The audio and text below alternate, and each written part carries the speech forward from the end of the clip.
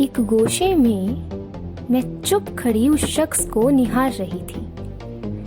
एक गोशे में मैं चुप खड़ी उस शख्स को निहार रही थी।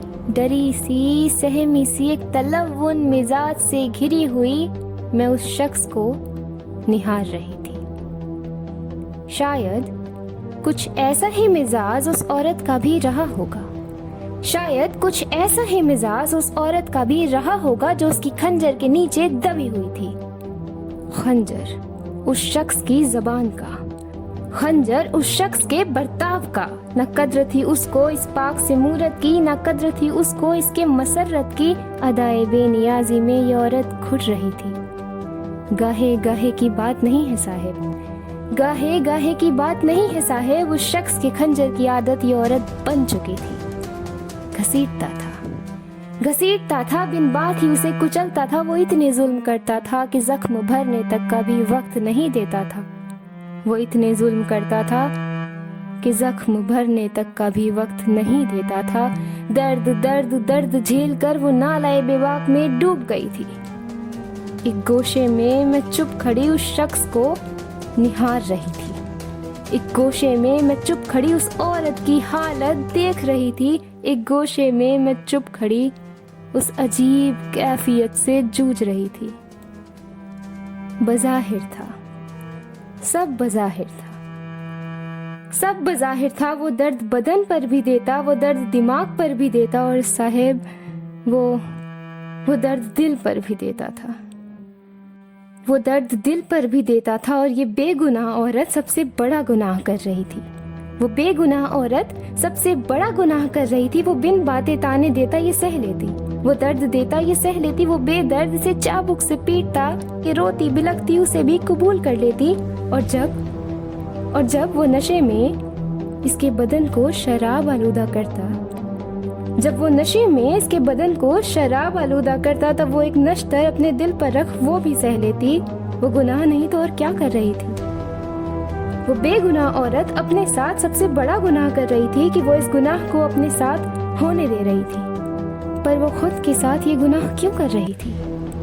वो खुद के साथ ये गुनाह सिर्फ इसलिए कर रही थी क्योंकि वो शख्स इसका पति था। हाँ, वो ये गुनाह सिर्फ इसलिए कर रही थी क्योंकि वो शख्स उसका पति था। वो पति जिसको इसकी कद्र नहीं थी, जिसको इसके शोरे तबस्सुम से नफरत थी। वो तख्त नशी इसे मुसलसल तबाह कर रहा था, और ये हो रही थी क्योंकि वो इसका पति था। मैं गोशे में खड़ी एक तलव्वुन मिजाज से घिरी हुई अब ये सब कहना चाह रही थी। कैसा पति? किस बात का पति और किस लिए ऐसा पति? अरे जिस दिन उसने तुम्हें बिना बात ही ताना मारा, तुम चुप क्यों रही? अरे जिस दिन उसने तुम्हें बिना बात ही ताना मारा, तुम चुप क्यों रही? सर नीचे करके सुनती क्यों रही? उसकी आंखों में आंखें डाल जवाब क्यों नहीं दिया? जिस दिन उसने घसीटा था, याद करो जिस दिन उसने घसीटा था, उस दिन भी तुम चुप क्यों रही? उसकी आंखों में आंखें डाल उसके बर्ताव का जवाब क्यों नहीं दिया? अरे जिस दिन उसने तुम पे पहली बार हाथ उठाया था, ये तो याद ही होगा ना? जिस दिन उसने तुम पे पहली बार हाथ उठाया था, अरे जिस दिन उसने तुम पे पहली बार हाथ उठाया था, घुमाकर उसके गाल पर उल्टा तमाचा क्यों नहीं लगाया तुमने? क्यों सहती थी? क्यों सहती हो और अब क्यों सहती रहोगी? कहती हो वो मेरे पति हैं, रहने के लिए खाने के लिए वही तो देते हैं, उनसे ही मेरा वजूद है। पति के बिना औरत का कोई वजूद नहीं। और मैं पढ़ी लिखी भी तो नहीं, क्या करूंगी, कैसे करूंगी? यही मेरी किस्मत है, मेरी जिंदगी बस ऐसे ही है। ये क्या है? क्या पति, क्या औरत, क्या अनपढ़ और क्या ये किस्मत? एक आस रखो मन में क्योंकि तुम कोमल हो, कमजोर नहीं। एक आस रखो मन में क्योंकि तुम कोमल हो, कमजोर नहीं। तुम कुछ भी कर सकती हो। बस एक बार इन चिलमनों को हटाओ और अपने दिल के दरीचों को खोलो। रौब गैर से परे हो जाओ और अब खुद से मोहब्बत करो। ये फजा तुम्हारे तबस्सुम से ही मुअत्तर हो जाएगी। तुम एक बार खुल के मुस्कुराओ तो सही। अपनी धुन को बस एक बार गुनगुनाओ तो सही। बस एक आस रखो मन में क्योंकि तुम कोमल हो, कमजोर नहीं।